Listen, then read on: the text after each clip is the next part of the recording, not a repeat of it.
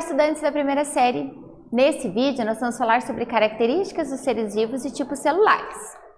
Você sabia, você se lembra das principais características dos seres vivos? Quais são elas? Olha, organização celular, consumo de energia, variabilidade genética, metabolismo, crescimento, mutação, movimento, né, reprodução. São características que os seres vivos têm em comum, porque definir vida é difícil. Então, nós temos características que são em comum, e aí a gente define o ser vivo ou não de acordo com essas características, né? Então, nós vamos continuar estudando. Olha, reprodução é uma característica do ser vivo. O que é reprodução? É o processo capaz de garantir a produção, o surgimento de indivíduos, de forma intencional ou não, de forma natural ou artificial, e ela pode ser de duas formas. Ela pode ser sexuada, quando ocorre troca de gameta ou troca de material genético, como um exemplo aqui no ser humano. Observe a primeira imagem.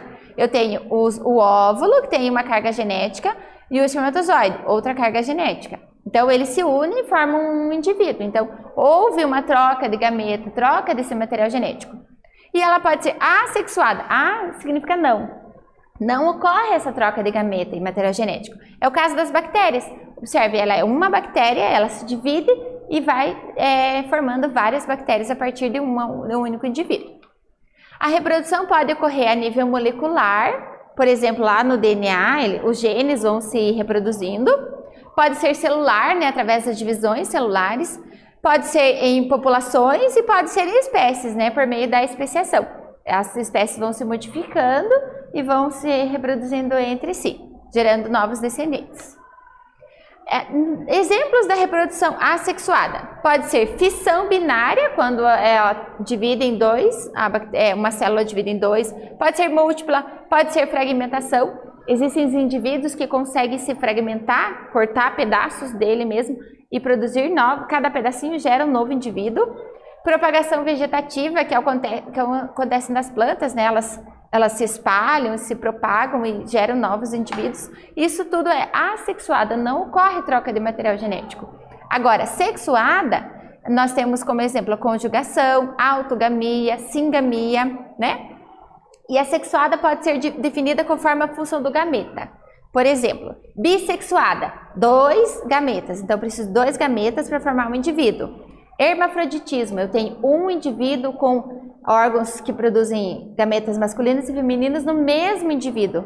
E eu tenho partenogênese, uma parte de um óvulo, o óvulo forma um novo indivíduo, sem a presença do masculino.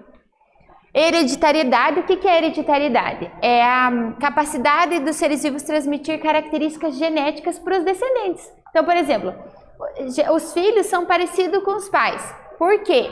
Porque a carga genética dos pais é passada para os filhos. Então, é uma herança genética, né, transmitida através, né, do material genético das células.